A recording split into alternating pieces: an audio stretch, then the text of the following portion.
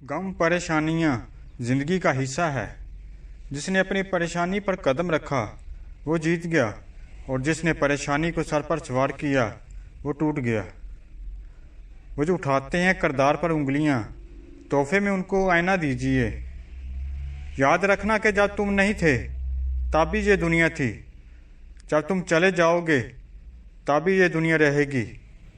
यहाँ बड़े से बड़ा आया और चला गया, किसी के रहने या नहीं रहने से दुनिया के लोगों पर कोई असर नहीं पड़ता। इसलिए फिक्र से आज़ाद होकर अपने हाल का मज़ा लीजिए। अगर आपको लगता है कि हालात आपके हिसाब के जैसे नहीं हैं, सब कुछ मुट्ठी में रेत की तरह फिसल रहा है, तो एक बार उस दरख्त को ज़रूर देख लेना जो एक एक करके अपने सारे पत्ते खो देता है पर फिर भी खड़ा रहता है, इस उम्मीद पर कि एक बार फिर लौटेंगे।